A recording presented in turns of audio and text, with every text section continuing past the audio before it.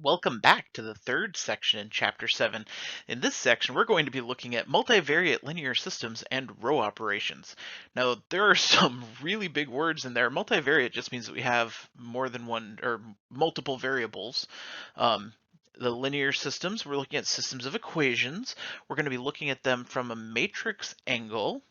And row operations is something that we're going to do with matrices. This is a big topic. We are going to scratch the surface. We're going to do some very basic things. I'm going to show you kind of how it works. But for the most part, we're going to do that on a calculator because that's the power of a matrix. So our learning targets for today. We can solve systems of equations with Gaussian elimination. That's row operation. It's named after Carl Gauss. Perform row operations on matrices. Find row echelon form and reduced row echelon form of matrices. Convert between augmented matrices and systems of equations, and then solve systems of equations using matrices. So let's take a look at some of these things. The first place we're going to start is solving systems with matrix inverses. We saw how to find matrix inverses last time, specifically 2 by 2, where we had to switch the main diagonal, make the other diagonal negative, and then divide everything by the determinant. That's how we found the inverse. But the nice thing about an inverse, remember, is when you multiply something by its inverse, you get 1. Or, in the case of matrices, you get the matrix equivalent of 1, which is the identity matrix. So, we're going to use matrix equations for this. A matrix equation is something like matrix A times matrix X equals matrix B. So we have two matrices multiplied to each other equals a third matrix. Now these are fairly specific matrices. A is the coefficient matrix. We'll see what that means in just a second. B is the X is the variable matrix, and B is the constant matrix. So then again, we'll see what those look like in a second. But if we multiply A inverse to A, that will give us the identity matrix there, which will leave us with just a variable matrix. But if we go and we multiply A inverse on that side, we have to do the same thing on this other side. And notice it's in this order. It's A inverse times B. You won't be able to go B times A inverse. The dimensions don't work out. So it's A inverse times B. And that'll give us X. Our variable matrix equals A inverse times B. This is the same thing we do when we solve equations. We have a number times X equals a number. We divide by that number, which is multiplying by the multiplicative identity, the reciprocal, and we do it to both sides. So we get X equals the multiplicative inverse, not identity, multiplicative inverse is the reciprocal, times the other number. So this is how equations get solved. We just don't usually use the inverse notation. So what does this actually look like? Here we have our system of equations. 3x minus y equals 5, y equals 2x minus 4. The very first thing we need to do is we need to make sure we put it in the proper form, because when we put stuff into a matrix, we strip away all the variables. And so that placement is super important, because the placement is the order is the only thing that tells us what is what. So in these cases, we want it to look kind of like this top equation here. We want them to look like that, where we have something x plus something y equals a number. So we subtract the 2x over, so we have negative 2x plus y equals negative 4 in that bottom equation. Now we can put this into a matrix. The coefficients go in the coefficient matrix. That would be these guys and those guys. So that's just, the y's are just negative 1 and positive 1. But if they had other numbers, those other numbers would go in there as well. The variable matrix is just xy. Notice if we actually multiply these two matrices, we'd have 3x plus negative 1y, that's 3x minus y, and we'd have negative 2x plus y, it's negative 2x plus y. We would get, if we multiplied these, we would get that system of equations that we just started out with. And then it's going to equal the constant matrix, which is just this side of the equal sign, 5 and negative 4. So now we can find the inverse of this matrix. First thing we need to do is find the determinant. So 3 times 1 minus negative 2 times negative 1 is 3 minus 2, which is 1. That's convenient. So the inverse will flip the 1 and the 3 and change the sign on the negative 2 and negative 1. And then divide by 1, which is a little bit not so important. So now we have this 1, 1, 2, 3 matrix we can multiply to both sides of this equation. Over here, this is going to multiply out to give us the identity. That's the whole point of multiplying by the inverse. So it's giving us the equivalent of 1, because when we multiply the identity by xy, we get xy. And we can multiply over here. We have 1 times 5 plus 1 times negative 4, 2 times 5 plus 3 times negative 4. Oh.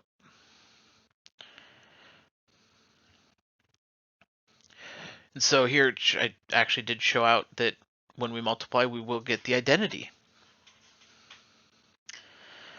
And so we end up with xy equals 1, negative 2, which means x equals 1, y equals negative 2.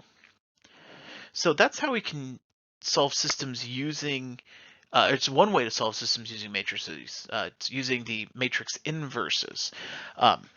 This can be very useful when it comes to things like cryptography or cryptology.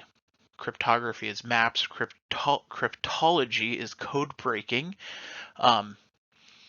and things like that. And you can also do this using your calculator as well. You can find the inverse of the matrix in your calculator, and then multiply the matrix by the inverse using your calculator. On a 2x2 system, it doesn't really matter that much, but if it got bigger, you would probably want to use a calculator. Row operations. So this is another way of solving systems of equations using matrices. It's using row operations, and this process is called Gaussian elimination. It's also called row reduction. So the first thing we would do is we need to make an augmented matrix. The augmented matrix is not going to be a square matrix. It's generally going to have one extra column than row. So it'll be like this one will be a 2x3. Something to notice here is that everything's in standard form. We have x plus y equals a number for both of them. Again, that's very important because when we put these into a matrix, we're going to lose the x and the y, and so that placement is very important. And so we just put it in, we put the coefficients in the matrix, just right like they are. We just take the variables away, we take the equal sign away. Sometimes you'll see usually a dotted line right here where the equal sign goes. It can be there. It's just a notational thing. It doesn't mean anything. So it could be there or it could not be there. Doesn't matter. Oh, there's my dotted line. I did put it there. So row operations. We have a few different row operations that we can do to solve the system of equations using this matrix. We can multiply a row by a constant that's not 0. If we multiply by 0, it just zeroes everything out. It doesn't really work out. And that is equivalent to multiplying one of our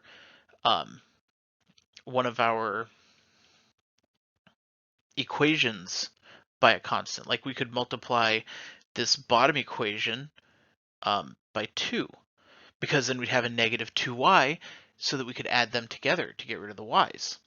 It's the same thing. We can switch rows, because the rows are just the equations. It doesn't matter if we have the negative x plus 2y equals negative 1 on top or on bottom. Like we could just switch the rows, but you have to switch the whole row. You can't just do bits and pieces. We can replace the row with a sum or difference of two rows. So we could add the two things together and replace, so we could go equation 1 and 2 and just replace equation 2 with that.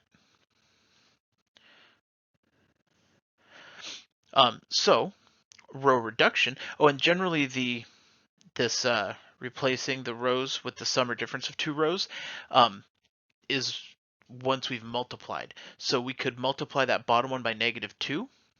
So we get the by 2, so we get the negative 2y. We can add them together and then just replace one of the rows with that. So row reduction is a process of taking the matrix we have down to what we want to get to is the identity matrix for all but that last column. That last column will be something different. But the square matrix that is not included in the last column, we're trying to get to the identity matrix. And we'll see how that works here in just a second. Reduced row echelon form is the identity matrix with something in the last column. There's also row echelon form. Oh, there we go. It's the identity matrix with something. I just put A and B because they'll be numbers, but we don't know what they will be. There's a 3x3 one, or a 3x4 one, I guess. So there's also row echelon form. Row echelon form, the top part up here does not have to be zeros. To reduce it, we make those zeros as well. But row echelon form, those top ones don't need to be. That's kind of like a halfway point. So what can we do here? We can take 3 times row 1 plus row 2 and put it into row 2. So here, that's going to get rid of the x's, because if we go 3 times negative x, that's negative 3x, plus 3x is going to be 0. We'll have 3 times 2y plus negative y is going to be 5y, and then 3 times negative 1 plus 8 is 5.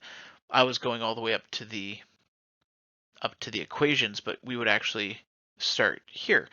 And what that did, that first step, we're trying to get 0 in that box, because that's going to be the first step to row echelon form. Next, we're going to get a 1 in that top box. It's already a negative 1. If we multiply it by negative 1, that'll make it a positive 1. So we can multiply the whole row by negative 1, and we're going to replace that row with what we just multiplied it with, the product. So we'll have 1, negative 2, positive 1. Next, we're going to want to do the same thing to this one down here. We're going to want to make that a 1. How do we make a 5 into a 1? We could subtract 4, but subtracting 4 is not one of the row operations. Dividing by 5 is, or multiplying by 1/5. So we can go 1/5 times row 2 and replace row 2 with that. So that'll now be 0, 1, 1. Now, so this is row echelon form. To make it reduced, and row echelon form, by the way, if we had it out, this would be x minus 2y equals 1 and y equals 1. We see it there. A lot of times we see it more 3 variables, where we have like x plus 2y minus z equals 4. y plus 3z equals 7, and z equals 2. And then you would just reverse substitute, plug in the z into that second equation to figure out y, then plug both of those into the top equation to figure out x. That's the equation equivalent of row echelon form. So that's what we've got going on right now. So we need to get this to be a 0 using this second equation. If we multiplied it by 2 and added it, we could make that -2 a 0. So we'll go 2 times our 2 plus row 1, and then we're going to replace row 1 with that. Because notice that's not going to change that first number, because the first number in row 2 is 0. So we can multiply it by whatever we want and add it. It's still just going to be adding 0. So 2 times 1 is 2 plus -2 is 0. 2 times 1 is 2 plus 1 is 3.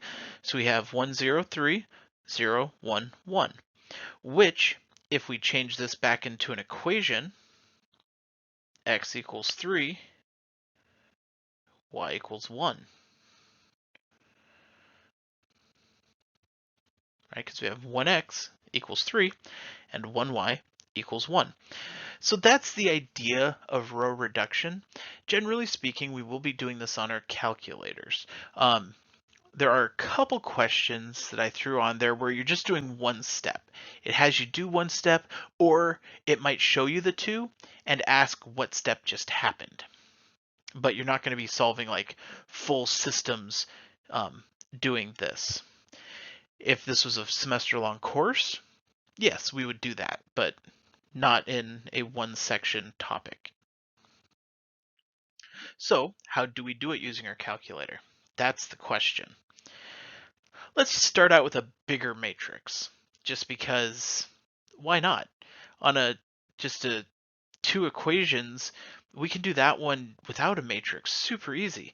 But with 3 equations, all of a sudden, it gets a little bit more difficult, not impossible, to do it by hand. First step is to put it into the proper form. We need x, y, z equals, x, y, z equals, x, y, z equals. Notice we have 0y. Did I have to put that there? No, but I would at least leave a space just so that you recognize that there will be a 0 that goes there in the matrix. So we have our matrix. Next step is we're going to enter it into our calculator. I've got a TI-84 plus here. You can do it on Desmos. Desmos is not the best for matrices, but other things like Casios and stuff also have matrix capabilities. So first step here, we're going to go to the matrix menu, which is the second text to the -1. We're going to go to edit the matrix. So we need a 3x4. So we can just enter them. Then we just enter the values, just right as it says. This is not a particularly quick process on a mouse. It's a bit quicker when you're just pushing the buttons. So we're entering the matrix.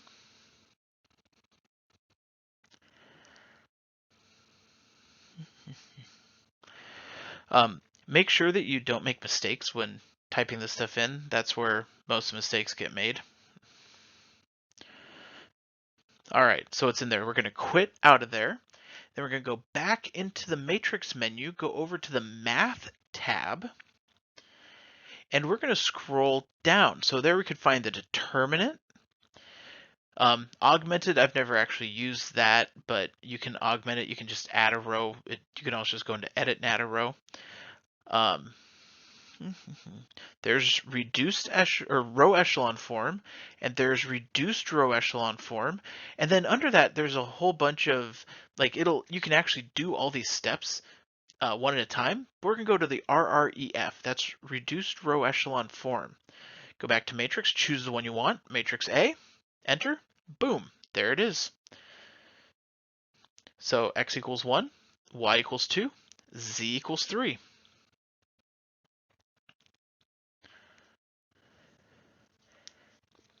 Easy as that. So solving a 3x3 does take a little bit of work if you're doing it by hand. Matrix, yeah, it takes a little bit of work plugging it in.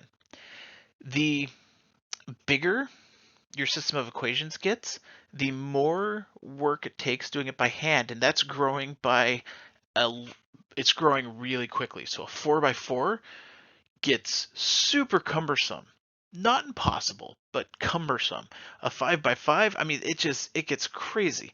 Um, Doing them in the calculator, yeah, it's a little bit more work because you have to type in a few more numbers, but that's the extent of it. So if we want to do a bigger one, like this one, think about doing this one by hand. You have 4 equations already. You'd have to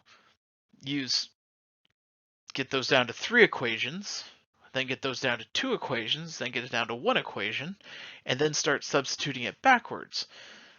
Well, let's check what it would look like in a matrix. So it's in the proper form. We have our matrix. Let's plug it in. So again, we're going to go to the matrix menu, edit. We now have a 4x5 instead of a 3x4.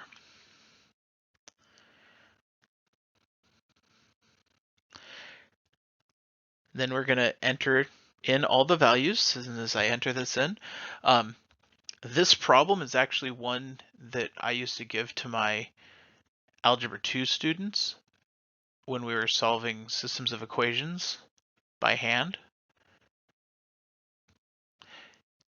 It's tedious. It is.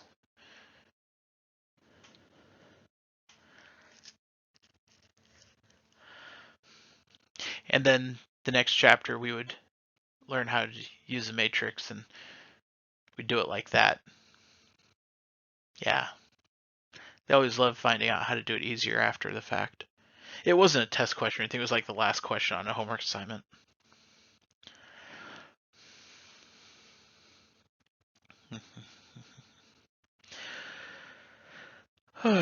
Type this in. I had to have to film these, like what I'm doing on the calculator.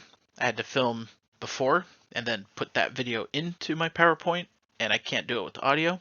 So, all right, finishing up entering it. All right, now we're going to quit out of the matrix, go back into the matrix menu, into math, down to row reduced echelon form, or reduced row echelon form.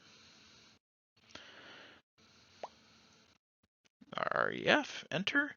It's matrix A again because I just replaced the matrix. Enter. Boom. So, yes, it took a little bit longer to type stuff in, but I mean, we get this matrix, which means W equaled 1, X equaled -2, Y equaled -1, and Z equals 3. It's crazy. So, that's how to use a calculator doing row reduction. If I have you solve a matrix using row reduction, I want you to use the calculator. Like, you don't have to do it step by step. Now, if it's just that one step, like, hey, do this one, you don't need to use a calculator for that. You can do one step without a calculator. So I will see you in class. But until then, keep working problems, keep asking questions, and as always, happy mathing.